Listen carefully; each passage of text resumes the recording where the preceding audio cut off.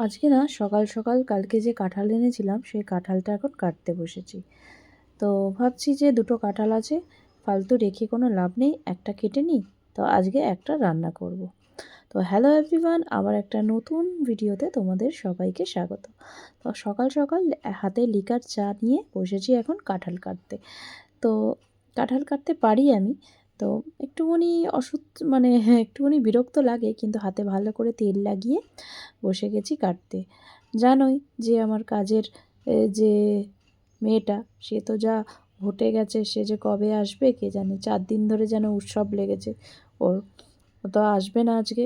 তো সেই জন্য ওর জন্য ওর ভরসায় না রেখে আমি কেটে ফেললাম। এই দেখো, কেটে নিয়ে এটাকে না প্রথমে আমি প্রেশারে সিটি মেরে নেব, তারপরে ভাজবো, তারপরে মানে আর কি ভেজে তারপরে রান্না করব। আর কালকে যে গ্রামের বাড়ি থেকে দেখো আমি ফুল নিয়ে এসেছিলাম, মানে ফুলের কড়িগুলো কি সুন্দর ফুটে গেছে দেখো, কি ভাল লাগছে, অনেকগুলো ফুল হয়েছে। এই দেখো এখানে ওপরে, এই দেখো অনেকগুলো ফুল এনেছিলাম, তো জলে রেখেছি, তো সেই জন্য কি সুন্দর ফুলে গেছে, মানে ফুটে গেছে আর কি। খুব সুন্দর লাগছে দেখো সব ফুলগুলো।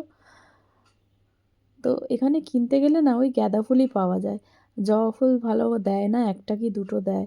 তো আমার না জবা ফুল খুব ভালো লাগে। তো চলো, আমার সকাল সকাল স্নান হয়ে গেছে, স্নান করে আমি পুজোটা সেরে নিই।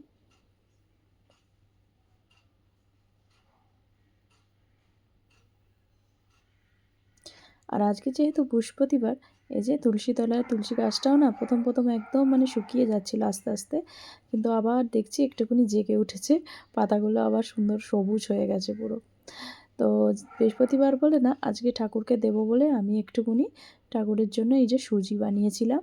তো ঠাকুরকে তো দেওয়া হয়ে গেছে, সব দেওয়া হয়ে গেছে, এখন আমি একটু ব্রেকফাস্ট করব। এই দেখো আমার এঁচোড়টাও এখানে সেদ্ধ করে রেখে নিয়েছি। তো এবার এটাকে ভেজে তারপরে রান্না করব। তো আজকে ব্রেকফাস্টে বানাবো আলুর পরোটা। কেন কি হানিকে স্কুলে আজকে মানে স্কুলের টিফিনে ওকে আলুর পরোটা দিয়েছি। তো আলুটা অনেকটাই বেঁচে গেছিলো। তো আমরা ভাবছি যে আমরাও সবাই একটা করে আলুর পরোটা খেয়ে নেবো আজকে ব্রেকফাস্টে। একটা করে হয়ে যাবে। এখানে হানি ঈশানকে একটা দেবো আর আমি একটা নেব। এই যে,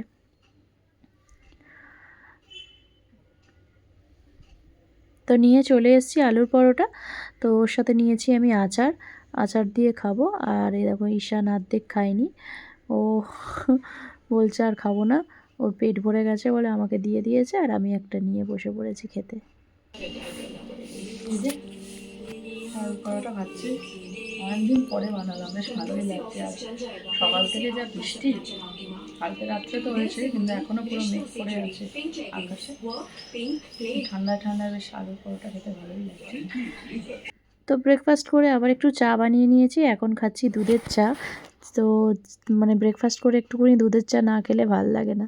আর আজকের ওয়েদারটা এত ভালো না, বাইরে এত মেঘলা করে আছে আর ঠান্ডা ঠান্ডা হাওয়া দিচ্ছে না, এত ভালো লাগছে কি বলবো তোমাদের। আচ্ছা, এখানে এঁচড়গুলো আমি লাল লাল করে ভেজে নিচ্ছি। এই দেখো,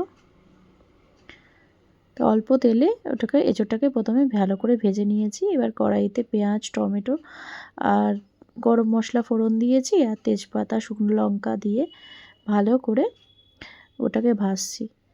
তো বলেছিলাম যে বাইরের ওয়েদার একদমই ভালো না, তো সেই জন্য কী করলাম, ব্যালকনিতেই সব দিয়ে দিয়েছি কাপড়গুলো। তো এখানে যদি বৃষ্টি আসে তাহলে ফট করে তুলে নেব আর কি।